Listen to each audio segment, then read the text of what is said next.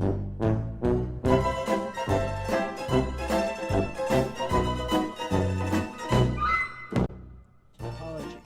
And technically, we tend to break it up into at least 4 and sometimes 5 different subfields. There is oh, like this. Okay, I'm sorry. You weren't quite getting me there. Okay, yeah, so physical anthropology has to do with the biological aspects of what it is to be human, and that includes everything from human evolution to looking at development and growth, to looking at human genetics and how those play into and factor into everything from how we adapt to the world around us, to what we can eat, to how we live and how we behave and who we are today. It also includes the study of primates. Why primates? Because humans are a primate by the fact that we share a lot of the same traits that other primates do. We have forward vision, we have pentadactyl, that means we have 5 fingers, we can touch our thumbs to our fingers, we are able to walk upright, which makes us unique, and so forth. Then there is archaeology, which overlaps with physical anthropology because archaeologists delve into everything from the very earliest beginnings of humanity to where we are today. Many people tend to think about archaeology as, oh, study of dinosaurs. No, that's geology, that's paleontology. Archaeologists focus on what it is to be human and studying the human past, mainly from the material remains that we've left behind. And there's more to it than that, of course, but I'll leave it at that for the moment. And then there is cultural anthropology, which in many ways is like sociology, but is cross-cultural and is historical. And it includes social behavior, psychology, as well as all the aspects of what it is to be human, including things like religion and marriage and family, to how we raise kids, to the education, to the political system, to the economy, and so forth. And then there is linguistics, which is the study of language. And that doesn't just mean speaking different languages and learning different languages, although that may be a part of it, of course. It has to do with understanding what language is, which is a system of communication based on symbols, which means you have to be able to think and communicate and structure the world around you symbolically, which is a whole different realm of its own, and I won't get there right now. But when we talk about language from an anthropological point of view, we're looking really at how does language and culture, how do those two connect? How do they influence one another? And there are some who would argue you can't really understand culture without understanding what language is and how it influences and shapes it, nor can you understand language without understanding culture, because our language is definitely tied into the culture from which we come. So there you have physical anthropology, archaeology, cultural anthropology, and linguistics. Some people would carve out another area and call it applied anthropology. This has to do with applications, practical applications of the field of anthropology, in fact, all the different subfields of anthropology, to solving human social problems. Working with non-government organizations, government organizations, business organizations, primarily in a cross-cultural context. That is, basically applied anthropology. Although, forensic anthropology, which many people know of because of popular television programs, is a part of applied anthropology. But linguistics can be a part of applied anthropology as well, because I've just spoken recently with a friend who is involved with identifying different linguistic idioms and practical questions about how you translate certain kinds of expressions and idioms from different languages into telephone systems or into translating systems. And so there's another whole field right there in and of itself. Some people talk about environmental anthropology, which is something that I've become increasingly interested in from a different perspective altogether, which I hope to talk about maybe a little bit today. So that just gives you a sampling. Anthropology is a broad field that works like an umbrella, encompassing a large number of of different other fields. In fact, I once heard someone say, a colleague from another discipline, who said, so anthropology poaches from all the other disciplines. And I thought about that a minute. I thought, yeah, but I'd rather think about anthropology as the universal donor, because all the other disciplines, if you look at them, have borrowed from some of the basic ideas of anthropology. Everything from the central concept of culture to looking at how evolutionary biology and evolutionary genetics really developed out of anthropology, to the idea of using culture itself, which we talk about today, and talking about business culture, school culture, and so forth, microculture, macroculture. Those all came out of anthropology. So anyway, I'll just make that plug now. So there you have it, a little bit about what anthropology is and how it applies in a variety of ways. So let's take it from there. All right. Did y'all have any questions? Or, oh, come here. Gotta speak to the mic. Hi. I was wondering if you heard about my history teacher. My history professor was talking to me about how there was a new recent discovery that we apparently left Africa way before it was actually said that we did. I was wondering if you could talk to me about the discovery of that and how you guys actually can tell how many millions of years ago it was. Okay. Well, we can first of all say that all humans originated in Africa. And we do know that humans have actually left Africa and started populating parts of southern and eastern Europe as early as 100,000 years ago. We have definite evidence between 50 and 70,000 years ago. We do know that that an earlier form of not modern humans, but pre-modern humans had actually migrated out of Africa and gone all the way into Asia and across Europe and into Africa, probably, as far back as possibly 2 million years ago. So that's a long time. Now, how do we know that? Well, we've made fossil discoveries, and those have been important. We now know that because of genetics, and we can use genetics as a marker and a way to identify, how long ago certain kinds of traits may have been shared by populations or had branched apart. I can't go into the whole deal about that right now, but there are ways of doing that. So with a combination of new technology and, of course, the advances in genetics along with archaeological work, we've been able to do a lot with that. So now we know that we left Africa at least as early as 90,000 to 120,000 years ago, and that was modern humans, fully modern, what we call fully modern humans. And we do have evidence of that in other parts of the world besides Africa. Does that answer your question? Yes, thank you. I just unplugged myself here. Oh, Let me wow. scoot this way. Yeah. There we go. That was an awesome question, actually, because in addition to that, I came across something called mitochondrial DNA. Mm-hmm. Can you touch that a little bit? Okay. Well, mitochondrial DNA has to do with mitochondria, which is part of the genetic code. Primarily, we inherit those through the female line. Right. Okay, and that gives us one line of evidence that can help us understand something about, tracing migration patterns. The other side is, when we look at what males have contributed, and yeah, males have contributed. A lot of people like to think, oh, it's all about the men. No, it really isn't. It's more about the women. When you think about it, if it weren't for women, you couldn't continue the species at all because they're the ones who bear the children. Right. But with that little plug aside, we know that because of the Y chromosome that men have and women don't have, we can trace migration patterns that way. In fact, one of the path-breaking studies that was done back around 2000 was done tracing the Y chromosomes of males coming out of Africa.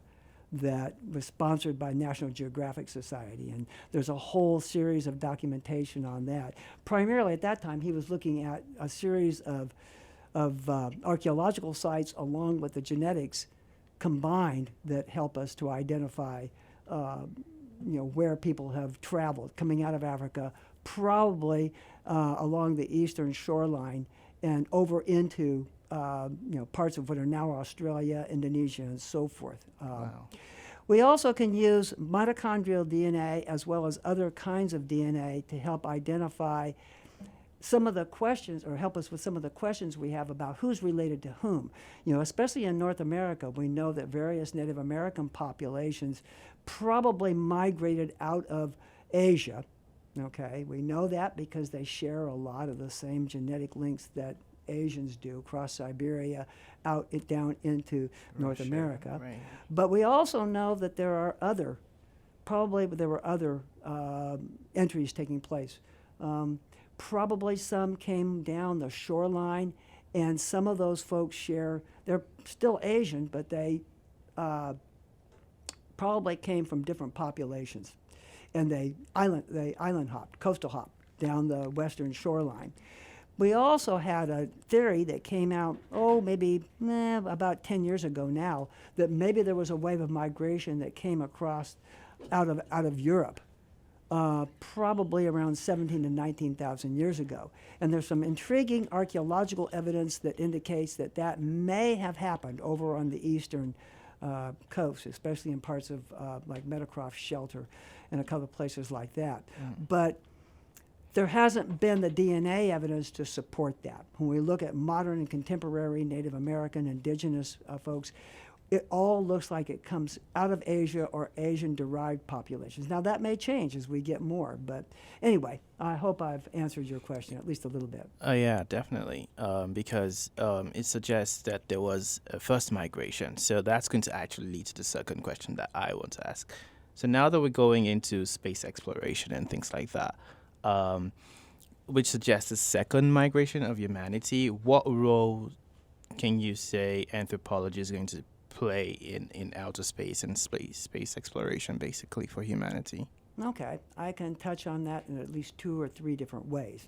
The first way is it's already taking place because there's a whole area of archaeological research that's using satellite imagery and satellite photography to identify major sites. And it's been called space archaeology. Right. Okay. And I know of at least, I can't remember her name right now, but she actually did a TED Talk, and you can probably go into the TED Talks, line and see if you can find her speech. But she talked about the work that she's done identifying along shorelines and other areas that we wouldn't have otherwise recognized in the Middle East, where there were ancient civilizations, and you can see the entire outline of whole ancient cities that we weren't able to recognize before. But there's another dimension to that, and that is the whole area of understanding humans and who we are and what we are is tied back into the concept of adaptation. And adaptation has to do with both physical, biological, but also cultural, social, and psychological adaptation. One of the things that we know that from the very earliest cultural anthropologists is something called culture shock, where people grow up in a particular culture, they encounter people who are from a totally different culture that they've ever seen or heard from before, and the tendency there is to say, oh, how weird or how disgusting those people are. How can they be that way?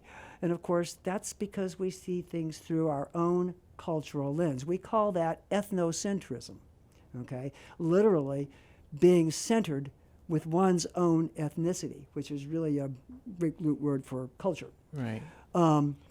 And if we encounter other people, not even other life forms, but just working with other people, and we're in a new habitat, in a new environment, think how that's going to work. I mean, consider the fact that when humans first came to North America and South America, they not only encountered the indigenous populations, but they also encountered other European populations and had to work with and around that. I don't have to go into the history. I'm sure everyone's familiar with how the French and the English and the Spanish and the Dutch all interacted with each other, sometimes for the better and most of the time for the worse. And how the indigenous populations learned to adapt to them and share and borrow and fight with and sometimes partner with and sometimes not. But then there's still another dimension, and we're still looking at adaptation. Consider, and this is actually a whole different field of anthropology that can be applied in a number of ways. It's called design anthropology. and it has to do with how we design living spaces and locations so humans can benefit from it. You know, I think traditionally we've tried to design things in such a way and just figured, well, humans will adapt to it.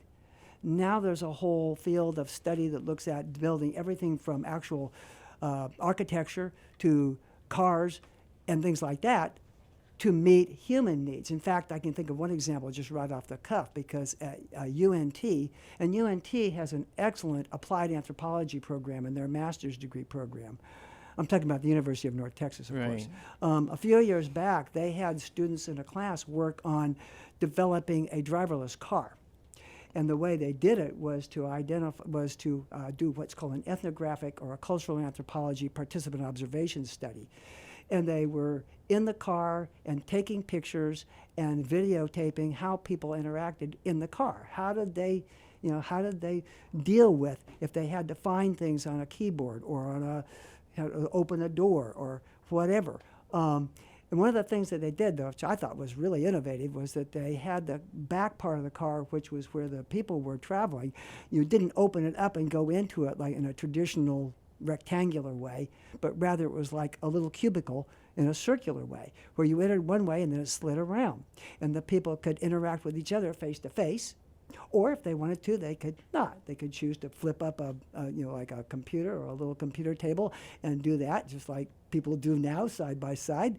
Or they could interact with the car itself to the front, say, hey, I want to change directions. I want to go there or some other place. And so they're interacting through that space with the vehicle in the front. So, they were looking at designing the space around human needs, which means you have to have someone who is aware and observing how do humans interact, not only with each other, but with the space that they're in.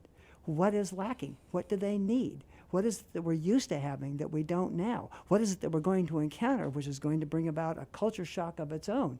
I mean, consider what it's like to be in space for years. Centuries, yeah. Yeah, and centuries. Yeah. And what might we encounter on another planet? Well, that's too soon to tell because we Yeah. simply don't know. But being aware and understanding what kinds of things could happen and how they will affect us emotionally as well as biologically is part of anthropology. That's amazing. Does that answer your question? Oh yeah, it does. I mean, like Good. it touched even it went beyond. It was like it went into AI and machine learning. Oh, yeah. and things like that, which is so informative. Yeah, that's it for me. Okay, other questions? Okay, talking about. You wanna go? No, go. All right. Talking about Y chromosome and some things about like medicine. I want to know, like, coming from a person that just heard about like anthropology and trying to know more. Are there any other things that like anthropology is involved in when it comes to healthcare? Oh, yeah. There's a whole subfield called medical anthropology. In fact, there's a whole specialty in applied anthropology called medical anthropology. And what this does is it brings together the study of culture and cultural differences and appreciation for those differences with biological differences and the kinds of nutritional and genetic factors that are involved. So just to give you a couple of quick examples, okay? Actually, it's really interesting because we were talking about Doctors Without Borders earlier today before the program started. The guy who started that, Paul Farmer, was an anthropologist in training before he became a doctor. And so he took his background in cross-cultural understanding into the field of applied medical anthropology to help save lives, bring medical advances from our society into other societies. But one of the things we always have to be aware of, and here's a cautionary tale, is that it's not always about North America, the United States, or Western society and science delivering their ideas about how to make people healthy. It's also about learning and appreciating what others have to share.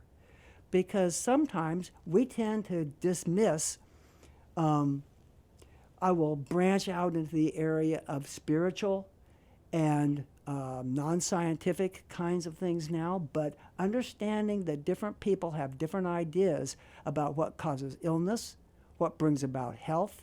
And then branching out even further, it's not always just about individuals. There's such a thing as social health, community health. And I'm not just talking about the fact that members of a community may eat or drink or act certain ways, but also how do they affect each other. You may or may not be aware that we now know that stress from poverty and being exposed to excessive violence on a continuous basis causes some kinds of horrible stress, much similar to what people have experienced in battlefield situations, PTSD. We now know that there's a link between that, growing up in poverty, growing up in violence-ridden neighborhoods, that leads to shortened death, hypertension. So it's not just about salt intake or about fatty foods, although those are a factor as well. It's also about the kinds of experiences people have. So anthropology looks at all of these factors together. That's one of the big strengths. It's a very holistic discipline. We look at culture, we look at biology, we look at psychology. We bring them all together because understanding that humans are not strictly one thing or another, we're all of these things. And so that's the strength that medical anthropology has over, say, someone who's trained only in the biological aspect of medicine. I can keep going, but did that answer your question? Yeah, sure. Thank Okay. Other questions? I was just gonna mention how you talked about how physical anthropology is more, anthropology in general is just the past study of humans in general. I was wondering what you could tell me about the discovery of ancient civilizations. Okay. Anything more specific than that? Let's get a little more specific, maybe. No, that's it. Just like Atlantis. Okay. Well, archaeology, which is a part of anthropology, has been studying the origins and the evolution and development of civilizations since its origins back in the late 18th century and early 19th century. Okay? As a field study, doing field work, some of the earliest people who tried to understand where and how did ancient cities come from and how did they originate and why did they originate in some places and not others, developed out of an interest in understanding and appreciating the roots of our own society. And it was primarily, admittedly, it developed early on, as really an interest of European elite males, and of course that biased their view of things. And it wasn't until later that they began to realize that, it wasn't just about males, it was about females, and it wasn't just about civilizations or what we'd call civilization, but about societies and cultures that weren't organized. And usually when we talk about a civilization, we talk about centralized government, we talk about a writing system, and we talk about a hierarchy of control. And that's usually how we identify civilization, although now we've tended to broaden that out and then be more inclusive and realize there isn't just a cutoff between one or the other. But for now, just to maybe answer your question a little bit, what do we know about early civilizations without going into a lot of detail? Here are a couple of tidbits I'll just throw out for you to think about. As early as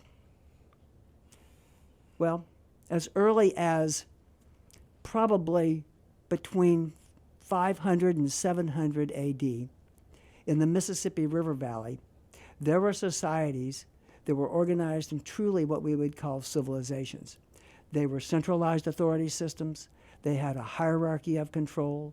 They had a full capacity for agriculture and domesticated animals. They had organized warfare. They had built cities and walls and structures. And interestingly enough, by 1000 AD, there was a city called Cahokia, which is right near where St. Louis is today, in the center of the continent. It's a fascinating place because at the time that it was in its heyday, between 1000 to about 1200 AD, it was larger than any city in Europe. Most people don't realize that. Somewhere between 40 and 70,000 people probably occupied that place over, a period of time. Now, what happened to it? is another question. There are all kinds of theories. You know, we have ideas about changes in environment, that humans over-adapted and had too many people, put population pressure, you know, on the resources that were available. Some people have suggested that warfare broke out, or possibly an early kind of disease may have broken out, and so forth. You know, we know that at one point in time, that the human species itself almost became extinct, okay, at least at 2 or 3 different times. We know that somewhere around 70,000 years ago, humans were down to really at a fraction of what they are today. I mean, probably not more than between 10 and 15,000 people in the entire planet. We also know that at the time of the bubonic plague, that at least most of Europe, you know, roughly 2/3 of it was gone, devastated. So, you know, it's interesting to understand. There's medical anthropology, and there's civilization and archaeology and antiquity all brought together into a package for you. I didn't mean to necessarily do that, but it's kind of hard to do one without talking about the other. As far as how and where and when and why did civilization take place, we're still arguing over that. We do know that some of the earliest, if you want to call and exclusively focus on, you know, centralized authority systems where people are settled and have agriculture and so forth, probably as early as 12 to 14,000 years ago. Okay, certainly by 12,000 years ago. We even have understanding that, you know, what we always assumed was a product of that, which is, you know, religious shrines in architecture, are probably much earlier than we thought. There's a place called, what's it called? It's a place in Turkey, and it's escaping me right now. But anyway, it's probably as early as 10 to 12,000 years ago, and predates any of the other religious shrines or markers that we have, so in other parts of the world. So anyway, that's just a little bit. I touched on a little bit about early civilization and the role of archaeology and anthropology in that. Now, you said that the earliest were around 12 to 14,000 years ago? If you want Correct, to, or defining civilization that way. Okay, yeah. so why do you think it was that it took them some 70 years to come up with this kind of civilization? Because you said before that modern humans came around about 100,000 to 90,000 years ago. But then... That's an interesting question, because one of the questions used to be, why did only some people become civilized and other people, especially in parts of sub-Saharan Africa, not become civilized? Of course, we know that that's not entirely true. That's a misunderstanding of the concept. We know that, for instance, there are sites in Africa that were highly civilized and highly organized. The great Zimbabwe state in East Africa, for instance, was huge and very complex and very organized. But aside from that, there's an interesting idea to turn that question around. Why would anybody come civilized, quote unquote? Why would you settle down and domesticate plants and animals? When you stop and you think about it, there's been some interesting papers that have been written, okay, based on a couple of different sources. We know, for instance, from archaeological evidence that when people began the earliest civilization, people actually lost stature. They began getting cavities, which they hadn't had before. They began getting diseases, which they didn't have before. And they probably began to suffer certain psychological and social illnesses that they hadn't had before. How do we know this? Well, okay, first of all, we know from the archaeological evidence, the biological evidence about the origins of, lots of cavities comes from domesticated grains, corn and then einkorn and wheat and barley, because those ferment and they cause cavities. Good to know. Good to know. Okay. Take notes. Now, it doesn't mean that you don't have cavities in other populations, but it really went up. It also means when you're grinding those things early, that the grit from the grinding stones got into the feel also, and that wore down the teeth. Oh, yeah. That So makes you sense. wouldn't have thought about that. But let's look at other aspects of that.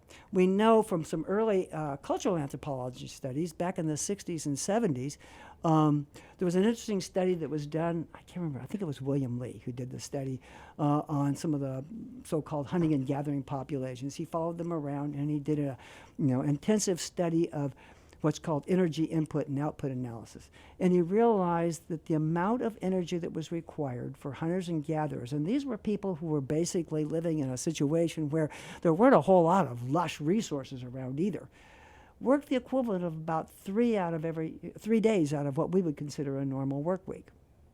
The rest of the time they spend talking, telling stories, having sex, sleeping, doing all the things that humans like to do, and wonder why we can't do those things now. And the earliest people who are in the beginnings of what we would call incipient agriculture and incipient organized states really tended to work a whole lot longer, a whole lot harder, and so forth. In fact, I came across an interesting statement, and I'll have to paraphrase it now. There's a book that came out a few years ago called Sapiens by a man named Harari, which I strongly recommend. But he made a comment. He said, and I'm paraphrasing now, but something to the effect that humans did not domesticate plants and animals. Plants and animals domesticated humans. Why? Because when you start having to put time and attention and effort into those things, it draws your attention completely and totally. You have to nurture those things 24 hours a day, 7 days a week. You have to constantly make sure that they're not, invaded by pests, that they're not invaded by other people trying to come and take things, that they're not trying, and so forth. And it requires all your attention. So in other words, we adapted ourselves around those things, not the other way around. Look at technology today. I couldn't help but laugh when I thought about that because I think, we invented all this wonderful technology, email and things like that was supposed to make life easier for us and free us up for time. How much time do you spend on your phone, on email, Like on checking your 100% social of the time. media? Yeah. Yeah. I can't It's do like- without my phone. Absolutely. So we've adapted But that's why ourselves we have all around that, this not the other way around. stuff. So to answer your question about, why did it take so long? It's probably because, and I think part of it, we don't have all the answers, but one line of reasoning that I think at least plays a major part of it is population pressure. The more people you have, the more competition there is over resources. And when you have that kind of competition, then here's adaptation and migration. And think about yourself, for instance. If you want to be a lawyer or a dentist or something like that, and you want to do that, if that's or let's say you want to do acting, okay? Now, there is some acting here in Dallas area, but you might think, what? There's not a whole lot of acting opportunities here, and only a few, and so I need to go where the action is. And maybe that's New York, or maybe it's the West Coast, like Hollywood and LA, and something like that. And of course, there, you're going to be competing with other people also. So you've got a decision to make. You can either stay put and do something different, or you can go somewhere else and do what you wanted to do. And so if you're still hunting and gathering, you may have to migrate and go someplace else.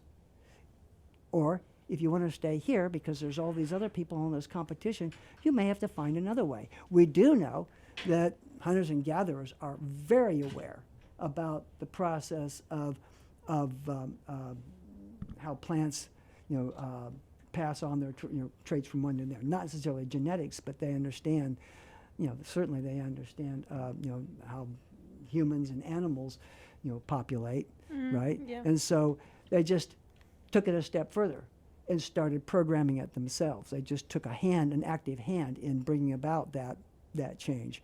But of course, that changed us completely. And of course, the more people you have and the more intensive agriculture you have, the more you need labor and land. And that leads to what? Warfare.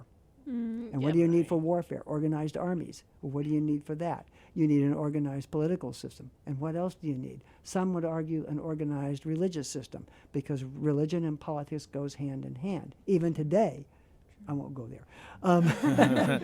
But or I could, but I won't.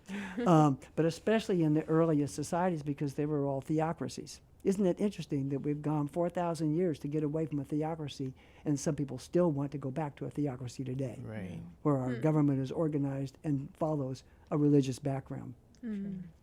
Yeah, so kind of transitioning from, the past civilizations to the future civilizations of humanity, we had a question that somebody posed. Okay. What do you foresee is the future for humanity's integration with artificial intelligence? And how can anthropology benefit from that transition? That's a big question, and it's a little bit out of my own expertise area, but I'll venture a couple of things that I've read and just a little bit about what I think might be. For one thing, again, we're learning that it's all about adaptation. And as we adapt to our machines, we're designing the machines to adapt to us. It's interesting because a couple of months ago I was in on a discussion where people were wondering, does AI have the potential for developing consciousness? And that revolves around the philosophical question, what is consciousness? Nice. When it's aware of itself, when it's making ethical decisions about us. We already know that machines make certain kinds of decisions for us. Why? Because we've turned it over to them. I don't want to have to decide, how fast my car is going to go. I don't want to decide where I'm going to go. I don't want to make all these decisions. I don't want to do these things. Manipulations is, mathematical things. I don't want to dial through my phone and find my friends. I'll put it on a speed list and let the computer do it for me, right? Have we become lazy, and are we beginning to turn our own sense of awareness and control over to machines? Well, that's a question I guess we'll have to ask ourselves. Where are we going with this? How far do we? And of course, there's all kinds of sci-fi movies around that whole topic, and Wow. they explore that as well. So to answer the question, I can only venture this, and that is, again, it's all about adaptation. Humans to their machines, and machines to and with our, for human use. And that goes back to design anthropology, which of course brings in all the other aspects of anthropology as Yeah. well. Yeah. For sure. That's a stimulating question. What is like anthropology, the role of anthropology in AI? And you touched on something like what is consciousness? So I could add to that question as well, just because I'm curious. Is it so? There are two schools of thoughts. One from the philosophical side, and then one is from the computer scientists. So from the philosophical side, we're talking about Kant and where Descartes, René Descartes, where the soul is located, and the question of consciousness, in terms of philosophical context, where is consciousness, and then where is it located? Is it a thing? Is it a substance? Is it subjective? Is it abstract? Absolutely. And then there's the area of the computer scientists who are saying that there is no consciousness. It is just an emanation of the brain neural pathways creating that awareness. So the more complex the brain is, the more we tend to be aware. And some would argue the illusion of consciousness. Yeah, like in Alan Turing's Turing test. So what is actually consciousness? Can anthropology give us a roadmap to that answer? Because it's a really hard question. I don't know if we can give the definitive roadmap. I think here again, anthropology, because it interacts so well with other disciplines, is one that can add a dimension, if not serve as, in some ways, perhaps the umbrella under which philosophy, psychology, biology, and even design technology might integrate within an anthropological approach, a holistic approach, looking at how the different parts work together, rather than just on individual parts, looking at how the whole thing works together from a holistic perspective. And beyond that, that's about all I can tell you. Right. Because I It's a don't have hard that answer problem. any more than anybody else. Yeah. Right. Yeah. Well, do we have any last thoughts? It is 4:57, so it's getting to the end of the hour. Okay. Any last thoughts? Do a single quick question. Yep, go for it. Okay. Since we know that the reason that Europeans at least came to America was because they wanted to find a different place to like trade, to go to find a different way to go to to India. Do you think you could give me an answer as to why we left Africa in the first place, even if we were adapted to that place and we were? Why humans left Africa to begin with? Yeah. There are several different parts to that. One is we do know that because of climatic fluctuation, we know that with the shrinkage of the ice sheets, that the oceans rose and the shorelines disappeared. And it also meant that some of the rivers began to grow and human populations grew. And so human population, again, back to that question of adaptation and the need to branch out. There's also this element of exploration. Humans seem to be innately curious and want to know what's over there, what's beyond, what else is there out there. That's just something that carries us through back to the space exploration to know question nature, also. sure. What's out there? What's beyond? Not only out of Africa into Europe and other parts of the world, but what's out there? What's out there beyond that great blue ocean? What's out there? We had kind of ideas and mythological ideas, and then we got out there and discovered some of it was true and some of it was just pure bunk. We didn't know. We didn't have an idea. And I think we're finding it out now as we explore out into outer space. So I think it's a combination of certain specific things, but some general things as well, okay, that drove us out. Geographers like to talk about push and pull factors in Right. migration. So there's probably some push factors that pushed us out, having to do with shrinking of resources, changing nature of the climate, population growth, and so forth. But also that allure, what's out there? Who else is out there? What else might be there for us to go out there and discover? So Nice. Yeah. Well, thank you so much, Dr. Sullivan, for coming well, it's and been my being pleasure. on the show. I'll finish with one last comment if I Oh, can. yes. People may or may not know that I was a professor here for many, many years, and I'm retired recently. So I'm coming back to visit with you all. The anthropology program is undergoing changes as the rest of the Dallas County Community College is right now, as I'm sure you all know. But the anthropology lab is taking over. It's taking off, I should say, not taking over, but taking off. It's growing, and there are some new things. And it's over in Wichita Hall on the second floor, and you might want to drop by there at some point and see what's going on there and find out more about this field we call anthropology and what it has to offer. And I'll leave you with that. Happy Anthropology Day. Happy Yes, happy Anthropology Day. Anthropology Day. All right. Thank you so much Thank for you. joining us. This No, is you're the very welcome. Anthropology Club signing off.